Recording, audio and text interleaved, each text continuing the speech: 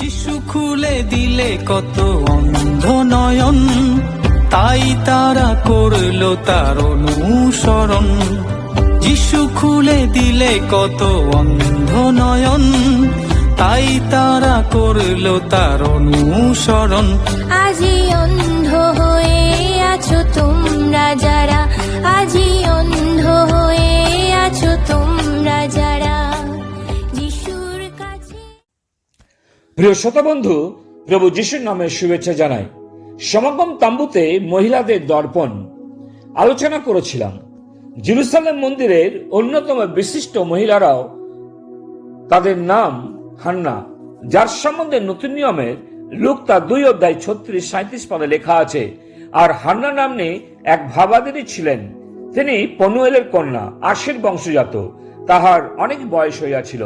তিনি কুমারী অবস্থার পর 7 বৎসর স্বামীর সহিত বাস করেন আর 84 বৎসর পর্যন্ত বিধবা হইয়া থাকেন। তিনি ধর্মদাম থেকে প্রস্থান না করিয়া উপবাস ও প্রার্থনা সহকারে রাত দিন উপাসনা করিতেন। দেখা যায় প্রতি যুগে বিশেষ বিশেষ মহিলারা বিশেষ বিশেষ কার্যের ভাগ নেবার জন্য উৎসুক।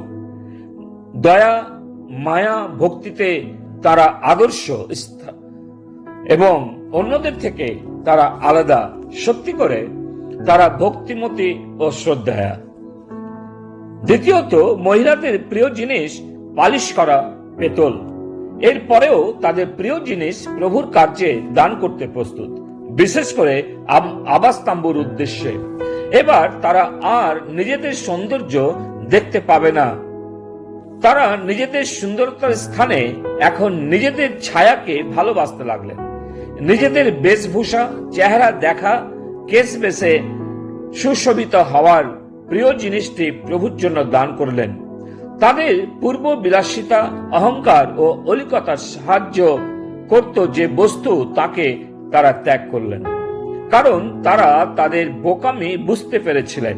তাই এখন নিজেদেরকে ঈশ্বরের কার্যে উৎসর্গ করে তাম্বুর দ্বারে অপেক্ষা করতে লাগলেন। এইভাবে যদিও দর্পণ ক্ষতিকারক দ্রব্য ছিল না, কিন্তু দরকারি বস্তুই ছিল, তবু বহুভাবে তাদের পাপের কারণ জেনে তারা ত্যাগ করলেন। এ এক হৃদয় স্পর্শ করার মতো ঘটনা। আসলে ইসরায়েলীয় মহিলারা উপলব্ধি করতে পেরেছিলেন পৃথিবীতে বেঁচে থাকতে হলে প্রভুর জন্য বেঁচে থাকা উচিত। তাই নিজেদের সুখ বিসর্জন দিতে পেরেছিলেন। এ এক প্রকৃত পরিবর্তনের বহিঃপ্রকাশ। নতুন নিয়মে মগদলিনী মরিয়ম পাপী ছিলেন। তিনি অনুতাপিনী হয়ে মাথার চুল দিয়ে প্রভু যিশুর পাদ মুছিয়ে দিয়েছিলেন। লূক তার 7 অধ্যায়ে এই ঘটনা পায়। আবাসতাম্বুর কার্যের প্রতি বিরাট উৎসাহ ও উদ্যোগের দরুন পালিশ করা পেতলের প্রয়োজন হওয়াতেই দর্পণ যদিও প্রয়োজনীয় বস্তু ছিল, তথাপি তারা প্রভুর জন্য সেই প্রক্ষালন পাত্র দান করেছিল। ঈশ্বরের কাজ ও মহিমা সর্বদা আমাদের আরাম বা তৃপ্তির চেয়েও দরকারি জিনিস হওয়া চাই, যেটি উৎসর্গ করে ঈশ্বরের গৌরব ও সম্মান আমরা দিতে পারি। অর্পিত জিনিসের অভাব সম্বন্ধে কখনো যেন আমরা বচসা না করি। অনেকে আছেন আজকে প্রভুর কার্যের জন্য কিছু দান করেন, আগামী সময়ে একই দানের জন্য বচসা করে থাকেন। ইসরায়েলের স্ত্রী লোকেরা প্রফুল্ল চিত্তে প্রভুর জন্য প্রক্ষালন পাত্র উৎসর্গ করেছিল। 2 করন্থীয় পত্রে তার 9 অধ্যায়ে পাঠ করি, ঈশ্বর হৃষ্টচিত্ত দাতাকে ভালোবাসেন। আসুন আমরা নিজেদের প্রশ্ন করি, আমরা কি আনন্দ সহকারে প্রভুর কার্যের জন্য কিছু দান করছি?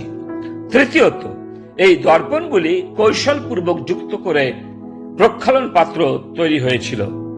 এর বাইরের দিকটা এত উজ্জ্বল ও চকচকে ছিল যে যাজকেরা তাদের মুখ দেখতে পেত।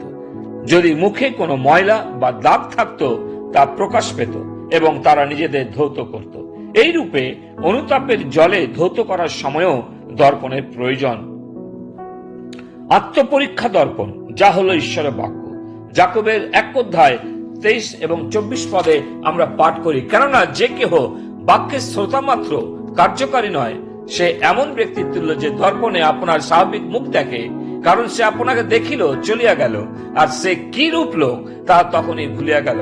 অতএব যখন আমরা ঈশ্বরের বাক্য পাঠ করি তখন যেন বাক্যে মনোনিবেশ করি এবং মন দিয়ে অধ্যয়ন করি ও শিক্ষা নেই আজকে ঈশ্বর আমাকে কি বলতে চাইছেন। এমন কোন পাপ যেটা আমাকে ত্যাগ করতে বলছে, এমন কি কিছু আদেশ ও নির্দেশ যেটা আমাকে বাধ্য হতে হবে। তাই এর সাথে আমাদের অন্তঃকরণ ও জীবন পর্যবেক্ষণ করার, যেন নিজেদের দোষ পাপ থেকে সেই মুহূর্তেই অনুতপ্ত হয়ে যীশু খ্রিস্টের রক্তে তা ধৌত করি। সাধারণত আমরা পাপ সম্বন্ধে ও শিকার সম্বন্ধে যত বেশি সচেতন হই তত বেশি ক্ষমা সম্পর্কে সান্ত্বনা ও আশ্বাস পাই। প্রথম যোহন 1:7 এবং 9 পদে। ইফিসীয় 5:26-27 পদ বলে, যেন তিনি জলস্নান দ্বারা বাক্যে তাহাকে সূচি করিয়া পবিত্র করেন, যেন আপনি আপনার কাছে মণ্ডলীকে প্রতাপান্বিত অবস্থায় উপস্থিত করেন, যেন তাহার কলঙ্ক বা সংকোচ বা এই প্রকার আর কোনো কিছু না থাকে, বরং সে যেন পবিত্র ও অনিন্দনীয় হয়। জল যেমন ধৌত করে বা জলে ধৌত হওয়া যায়, তেমনি বাক্যে ধৌত হওয়া যায়। যেমন তিতে লেখা আছে 3:5 পদে, কিন্তু আপনার দয়ার অনুসারে পুনর্জন্মের স্নান ও পবিত্র আত্মার নতুনীকরণ দ্বারা আমাদেরকে পরিত্রাণ করিলেন। আবাসতাম্বুর দরজার সামনে পাত্র ধৌত হবার অর্থ নতুন জন্মের প্রতীক।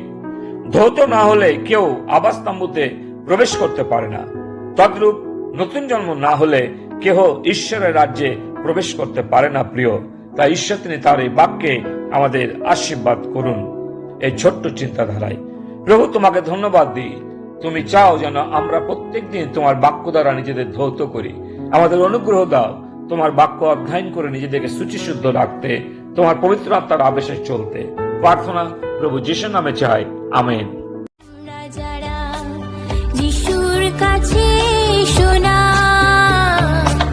প্রথম জীবনে চলার পথে ছিল মোর ভুল নিশানা। প্রথম জীবনে চলার পথে ছিল মোর ভুল নিশানা। শেষে তুমি দাঁড়া